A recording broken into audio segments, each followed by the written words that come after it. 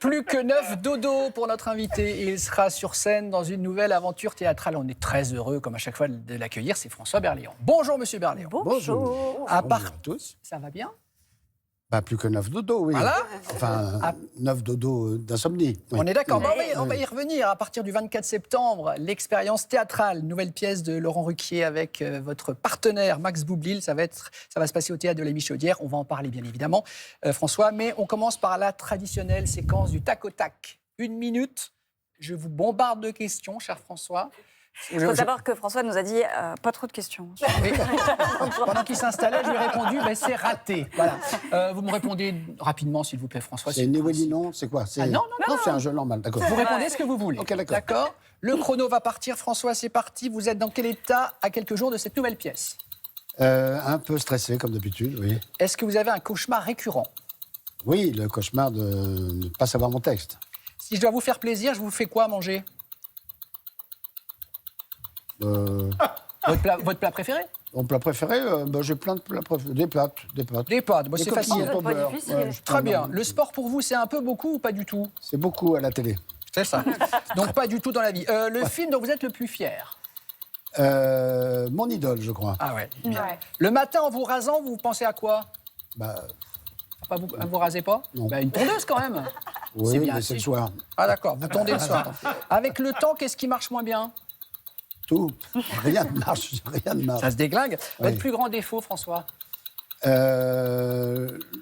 Mentir. Ah, le mensonge. C'est pas bien de mentir. Complétez, s'il vous plaît, Max Boublil, c'est un sacré... Con.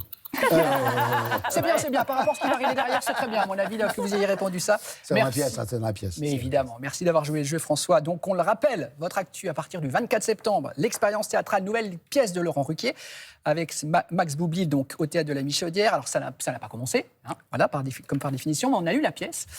Je trouve que c'est hyper original et je trouve que ça ne ressemble pas aux précédentes pièces de Laurent Ruquier. Est-ce que vous êtes d'accord avec ça? Vous nous faites le pitch? Oui.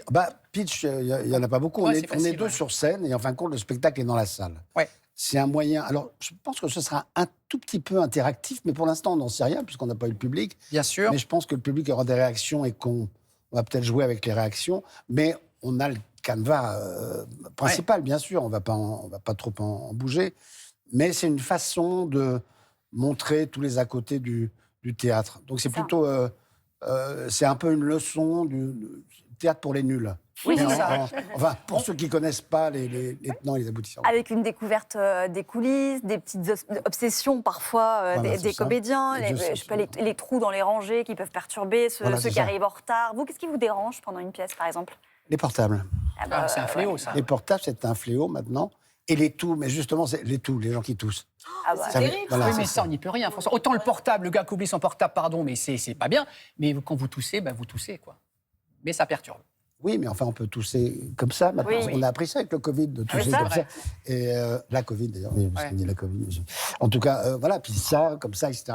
Avant, c'est très étrange, mais moi, je me souviens d'avoir eu des disques de musique classique, d'enregistrement en live. Oui. Il y avait une toux sur 1h30. Et c'était en live. On tousse plus qu'avant. Maintenant, c'est... C'est vrai. Et puis la toux d'une personne entraîne les autres, non? Voilà, c'est ça. Mais j'en parle justement dans la pièce. Enfin, on en parle et c'est formidable. Il y en a un qui commence, puis après tout le monde s'y met. Alors, dans une pièce drôle, ça va parce que les gens rient en général, et le fait de rire les font tousser. Donc, ça, bon, on attend que la fin des Il y avait un comédien qui engueulait les spectateurs, c'était Robert Lamoureux. Ah oui. Quand les gens toussaient, il se retournait vers la salle, il faisait comme ça. Il était connu. Ah oui, il était connu. Il engueulait les gens qui toussaient. Donc les gens ne toussaient plus. Je les voyais, parce que je suis allé beaucoup au théâtre, ils s'empêchaient de tousser, ils se bouchaient le nez. Et les gens riaient pas. Et les gens riaient. Ça cassait un petit peu, évidemment, l'ambiance. Vous avez connu Robert Lamoureux, vous? Je fais ce métier depuis 25 ans. Robert Lamoureux, ça fait un bail. Robert Lamoureux, je l'ai connu quand il était au Théâtre Saint-Georges, etc. Bien sûr. Si je peux me permettre, la pièce de l'amant. Bon, bref, peu importe. Mais je ne mens pas, hein, François, c'est la vérité. Non, mais vous me paraissez bien jeune pour avoir... Ah non, vous êtes bien. Il réparait la télé de Micheline Dax aussi. Il installait son Micheline magnétoscope. Dax, oui, Oui, elle Micheline avait Dax, sa télé en panne, son magnétoscope. J'allais réparer le magnétoscope de Micheline. Très très bon dermatologue. Bon, bref, tout le monde s'en moque éperdument. François, votre personnage évoque aussi sur scène les fous rires, et notamment les faux fous rires. C'est intéressant de découvrir ça dans la pièce de Laurent. On va vous montrer un fou rire. Alors, un fou rire d'anthologie, Françoise, c'était au théâtre. Ce soir, on est en 1970. La pièce s'intitule Adieu Berthe avec Francis Blanche. Regardez ce qu'un fou rire peut enclencher, notamment un trou de mémoire. Vous nous direz si ça vous est arrivé dans votre carrière. Regardez, c'est d'anthologie. Bon, alors, parlons peu, parlons bien. Ah oui, c'est une très bonne idée.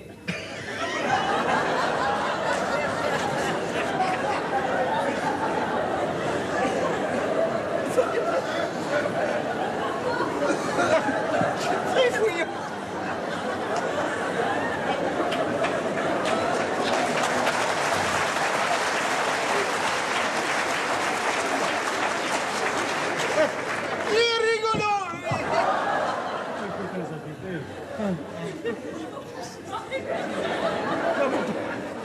Prenez votre temps, mon cher, je vous en prie.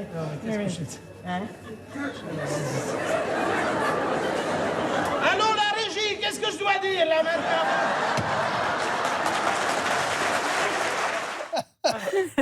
Voilà, c'est un vrai fou rire, non, j'imagine. Mais un faux fou rire, ça existe. Alors, oui, bien sûr. Bah, évidemment que ça existe. Alors, paix à son âme, mais Jean Lefebvre, faisait des faux fous rires, oui. Il y a des gens qui... Enfin, dans des troupes, il y a des faux fous rires, ça existe. Mais il y a aussi des fous rires qui... Alors, moi, ça m'est arrivé, si vous voulez, vous avez un rire... Enfin, vous avez un fou rire sur un incident. Et puis, ça m'est arrivé en matinée. J'ai un fou rire à cause d'un incident. Et le soir, au moment où il va y avoir le truc qui a déclenché le fou rire, j'ai eu un fou rire. Donc ça, c'est... Mais après, c'était fini le lendemain. Ouais. Mais, donc ça peut arriver. Mais ça, c'était un vrai fou rire. Mais moi, je préfère ne pas avoir de fou rire parce que dès que j'ai un fou rire, je pars dans les aigus. Donc oui, ça va comme ça. Et c'est obligatoire. Je ne peux pas faire autrement. Des fois, je sors de scène. Un jour, avec Noël Robin, elle m'a dit, tu sors immédiatement. Tu sors. Et je pouvais pas. Et quand je suis rentré, j'avais de nouveau un fou rire. Enfin, C'était quoi dans la pièce de Sébastien Thierry? Momo, oui. Momo, ouais. ouais. Un trou de mémoire, est-ce que vous en avez déjà eu, François? Oui, bien sûr. Et parce que maintenant, il n'y a plus le trou du souffleur. Il y avait quelqu'un avant qui avait le texte en bas, mais ça s'est terminé. On sort comment d'un trou de mémoire, François? En général, on fait confiance à son partenaire. Ah oui, on se repose Et sur ce lui. qui est formidable, c'est quand on a un trou, on pense toujours que c'est le partenaire qui a un trou, forcément, puisque vous dites... C'est à qui ça, l'autre toi Et donc, c'est lui qui a le trou. Alors maintenant, il y a l'oreillette, bien sûr, qui fonctionne. La pièce en parle. On en parle. Et puis, moi, je pense quand même qu'il y a... tout le monde sait son texte quand on arrive sur... Mais quelquefois, il y a les prompteurs aussi. Ça arrive. Ah oui Oui, bien sûr. Ah ouais? Oui. Mais l'oreillette, vous êtes d'accord que ça ne va pas avec le métier de comédien, l'oreillette, si? Alors, à un moment donné, je dis, je ne fais pas le JT de 20h, donc je n'aurai pas d'oreillette. Mais il y a ça peut être une bonne béquille. Oui, ça peut être une bonne béquille. Personnellement, moi, j'ai rien. Il y a les prompteurs aussi. D'accord. Ah ouais. De chaque côté de la scène, j'ai travaillé avec un comédien qui avait un prompteur. Oui. Qui? Non, il est mort, donc pas le peine. Bon. Et avant que le rideau se lève, vous avez des petits rituels. Oui, mais enfin. Vous avez quoi comme rituel? Difficile à dire. Je vomis. Ah oui? C'est vrai? Je me vide complètement. Oui. Non. Ah ouais. François, attendez. Systématiquement, oui. Encore maintenant, après autant de carrière? Encore plus maintenant. Ah ouais. Oui, encore C'est plus horrible, maintenant. mais pas tous Mais les avant la soirs. première, Si, tous les soirs, oui. Tous les soirs. Ah Vous oui. devez perdre énormément de poids, du coup, à la fin de la... Non, la preuve. Non, parce qu'après, je vais souper. Et au souper, Vous rattrapez. Oui. Non, mais ce qu'il y a maintenant, c'est un peu moins, c'est plus de la bile parce que je ne déjeune pas. Mangez plus. Je ne déjeune pas, oui. Mais Brel vomissait avant d'entrer en scène. Ouais. Il a été malade, mais malade. Oui. Plié en deux. Donc vous vous faites mal, en fait, en allant sur scène. Oui, mais c'est un besoin. Si j'ai pas ça, c'est un peu maso, C'est hein. dramatique. Si j'ai pas le trac, Si vous n'avez pas vomi, je vais pas être bon que j'ai pas vomi. Alors il y a une fois où je n'ai pas eu le trac, c'est quand j'avais fait Poiret et Serrault, où je m'amusais tellement, c'était tellement drôle. Et peut-être que sur ce spectacle, comme on s'amuse, mais vraiment comme des fous, peut-être que je n'aurais pas le trac. Mais je pense quand même que le jour de la première, en tout cas, ça va être dramatique. Mais quand vous nous disiez au début la 9 dodo ou plutôt 9 insomnie, Oui. là vous dormez réellement pas de la nuit C'est vraiment particulier. C'est très pénible pour moi. De toute façon, la nuit est un moment très pénible parce que je suis insomniaque depuis que je suis tout petit. Ouais. Bon. Oui, depuis que je suis tout petit. C'est comme ça. Bah oui, j'avais bu une bouteille de Fénergan. Ça n'existe plus, mais c'était comme le... C'était des sirops pour la toux, Bien sûr. pour dormir. Et j'avais bu une entière. Ah oui. Ah oui. Voilà. Ah ouais. Parce que j'aimais ça. Ah oui. Oui. Parce que vous ne faites pas les choses à moitié. Vous êtes Comme un je ne homme. savais pas lire, il n'y avait pas... Vous êtes un homme entier. Non, j'ai dormi 36 heures et après, mon sommeil a été perturbé. Ça a tout déglingué. Ouais. Ah bah oui. Enfin, je me dis que c'est ça, sinon... Bon, au moins, ça fait une raison. Oui, voilà, il faut une raison. Oui. Marie, vous savez que Marie, elle lit dans l'avenir. Elle a un journal qui nous annonce ce qui va se passer. Je reçois un journal qui est assez exceptionnel. C'est la une de demain. Et on vous reçoit, donc je suis très contente parce que cette une, elle parle d'amour, de relations longues, mais distances. Relations longue distance, ça nous a peut-être tous touchés dans notre vie. Alors, on n'a pas tous la chance d'être amoureux ou entourés, mais en tout cas, quand ça arrive, parfois, eh bien, les kilomètres nous séparent. Et vous savez ce qu'on dit, loin des yeux, loin du cœur, mais plus maintenant. On va s'aimer sur une étoile ou sur un oreiller. Sur une étoile, je sais pas, mais sur un oreiller... C'est possible. C'est possible, alors, un oreiller, mais pas n'importe lequel. Hein. Je vous présente Pillow Talk. Alors l'idée, c'est de dormir donc sur un coussin qui a l'air absolument normal, mais qui va vous transmettre le rythme cardiaque de votre moitié, même si cette personne est à l'autre bout du monde. Mais non. C'est vrai. Quelle horreur. Et oui. À quelle horreur vous dites, François vous... Ça vous en... Oui. Ah ben là, vous dormirez pas, mais au moins vous entendrez quelque chose. Ouais.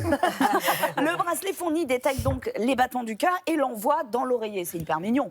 C'est assez mignon. Moi, je pense que ça me stresserait, mais... Mais oui, c'est ça, mais c'est très stressant C'est très d'avoir stressant parce que... quelqu'un qui n'est pas là. à C'est côté pour de soi. pallier l'absence je de sais l'autre. pas. Moi, je Il trouve y en ça a qui normal. dorment avec un métronome ou des choses comme ça peut aussi aider musiciens, à ça. l'endormissement. Ouais, c'est ça, un peu stressant Si, pour le si, coup. si, je Alors, sais. il y a un haut-parleur qui est fourni. Bon, si c'est pour entendre la personne ronfler... Non, mais non, ça non.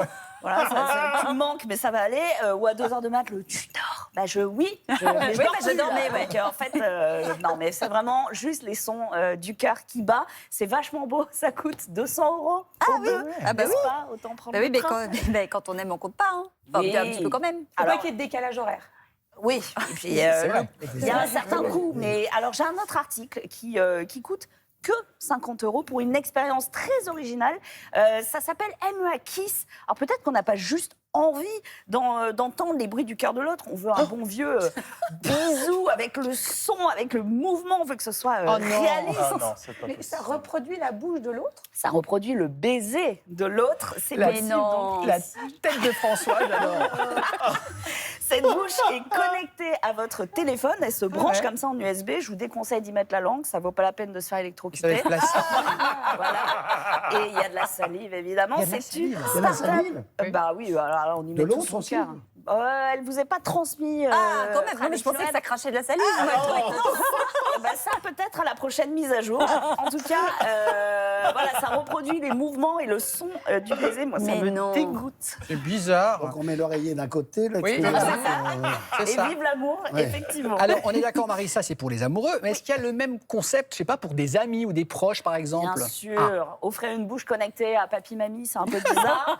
Du coup, il y a une alternative. La Lovebox. C'est français, made in Grenoble. Et la promesse, c'est d'envoyer des photos, des pensées, des jolis mots dans une petite boîte en bois agrémentée d'un cœur. Voilà, Ça, c'est chou, ça. Mais c'est hyper mignon. Quand le cœur tourne, vous ouvrez le petit couvercle et vous avez votre message. J'ai moi-même offert ça en fait à mes parents pour qu'ils sachent qu'on pense à eux. Ça change d'un SMS en fait.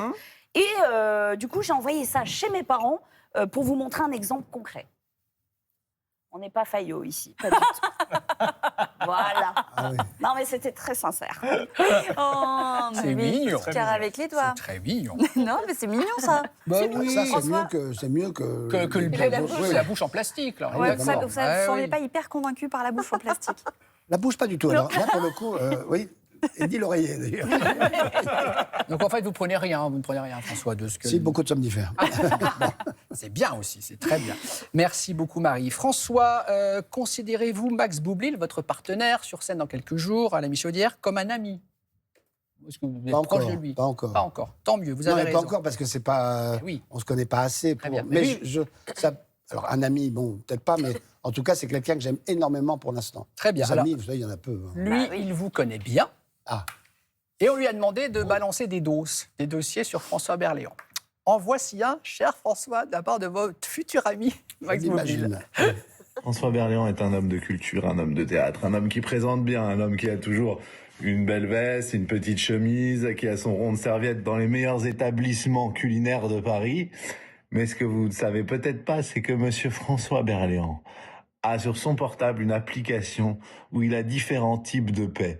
Et il peut jouer avec cette application pendant plusieurs heures alors qu'on devrait répéter. J'aimerais bien qu'il vous en parle un petit peu. C'est quoi cette application, François? Alors, bien sûr, bah, c'est une application. Ça ne me met pas dans l'embarras parce que je. Pas Qui n'a pas pété me jette la première pierre. Si ça, Faut qu'elle écoutez, marche simplement. si ça savez vous quoi détend avant d'entrer en scène, oui, ça nous, me on est détend pour. Je crois que j'ai la même. Vous avez la même, Maya Je crois. Alors, attendez, parce qu'évidemment, j'ai mis le... Voilà. Vous connaissez son nom? Pourquoi ça ne marche pas?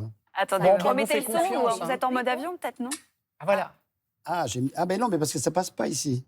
Ah, oui. peut-être. Non, mais on vous fait confiance. Attendez, donnez-le. Non, enfin, on va. On vous fait confiance, François. Voilà, Laura va la Là, récupérer. c'est une info Vous essentielle. savez quoi? Il y a une autre indiscrétion qu'on va écouter le temps qu'on Ah oui, c'est qu'on pas retrouve fini. voilà, un autre dossier de Max Boublil.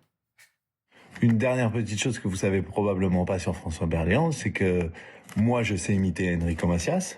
Alors, ça me fait vraiment plaisir d'être avec vous ce soir. Quelle belle soirée, vraiment, ça fait plaisir. Mais ce que vous savez pas, c'est que François Berléand est aussi imitateur. Je suis désolé de te balancer, François, mais tu imites très très bien Fabrice Lucchini. Est-ce que tu peux nous faire une petite démonstration? Merci, bonsoir. Alors, on va faire les choses dans l'ordre. Absolument. L'application Alors, l'imitation vers de votre micro. Lucchini. François, vers votre micro, s'il vous plaît. Voilà. Voilà comment se concentre un de nos plus grands comédiens français. Bravo. Ah, c'est un coussin pétard. Mais ça en fait, s'arrête pas. Non, mais parce que celui-là, il marche en tout cas. Voilà, mais, voilà, on n'a pas pu l'arrêter. Voilà, c'est Et ça. donc, un petit coup de Lucchini. Non, je ne sais pas le faire. Bon, mais bah, non, mais c'est écoutez. la grande blague. C'est parce que. Ah, il vous met dans Non, l'embarras. c'est parce qu'à un moment donné, je lui ai dit, mais imite Lucchini. Et là, il dit, mais je ne sais pas le faire. Et je lui ai dit, tu parles comme ça. Mais c'est pas, mal, je sais pas d'accord. l'imiter. Non, je sais pas l'imiter. Bon, vous réglerez vos comptes à la Michaudière, François. Non, mais je l'adore. Non, c'est un camarade formidable. Il est tellement drôle. Oui, il est très drôle et très sympathique. Évidemment. Là, c'est qu'il est un peu lourdingue, mais enfin bon. Oui.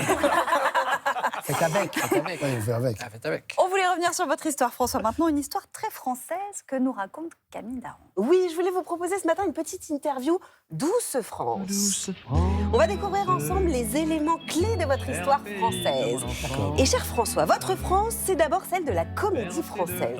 C'est un élément clé de votre enfance. Voilà, c'était ma grand-mère qui m'emmenait à la Comédie Française avec qui j'ai vu tous les classiques. Ouais. Déjà, je me suis embêté quand même pas mal, faut dire ce qu'il y a. Non, mais maintenant, la compagnie est extraordinaire. On ne s'embête plus, mais à l'époque, on pouvait s'embêter. Moi, j'avais 8 ans. Donc c'était tôt quand même pour y aller. Racine à 8 ans, c'est un peu jeune. Mais, Ouais, c'est un peu dur. mais je garde un souvenir inoubliable parce que c'était c'était le jeudi, j'y allais le jeudi, et c'était pour moi des moments assez exceptionnels parce que je voyais des comédiens vivants Bien sûr. devant moi en live. Alors, votre France, François, c'est aussi celle de Michel Serrault. Audiard disait de lui, Michel est le plus grand acteur de tous les temps. Est-ce que vous validez? Ah oui. Ah oui, ben pour moi, c'est mon idole absolue. Absolue. Et vous avez une chance inouïe parce que vous avez justement repris, vous êtes mis dans les pas de votre idole avec le spectacle Extra. Vous aviez la pression ou pas? J'avais la pression, en répétition, j'avais la pression de lui. Ouais. Et puis en même temps, dès que le jour de la première, en fin de compte, il y a eu des tas de petits incidents qui font que je me suis libéré de ce poids-là et je me dis, mais qu'est-ce qu'il aurait fait à ma place? Ouais. Il aurait fait peut-être ça. Et en plus, François, mise en scène par Nathalie Serrault. Oui, la en fille. plus, par sa la fille. fille. Michel, Oui, c'est encore tout plus à fait. émouvant pour nous dans la salle. Oui, tout à fait. Mais moi, j'ai pris le plaisir le plus immense. J'espère que je ne l'ai pas trahi. Voilà. Mais non. Qu'est-ce que vous aimiez le plus chez lui? Sa liberté, son audace, Sa folie. c'était quoi? Bah là, par exemple, il aurait pu se déshabiller, voilà, mettre un peu tout le monde mal à l'aise. Moi, c'était un comédien absolument inouï parce que il n'avait pas de filtre Ouais.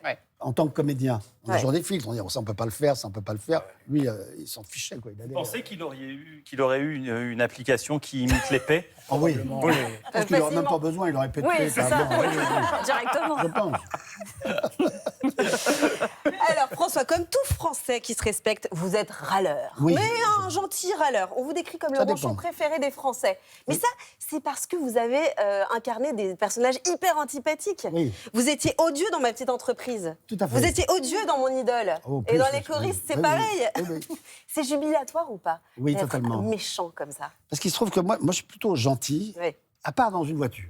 Ah bon, d'accord. À part dans une voiture, là, je souffre du syndrome de la Tourette. Bon, je ne suis pas le seul. Je suis pas le À seul. Paris, on est nombreux. À Paris, je ne suis pas le seul.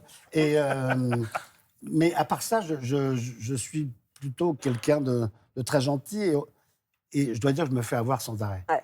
Et quand on a la chance de jouer des rôles de méchants, Là, c'est pour moi c'est merveilleux. Je me venge de ma vie.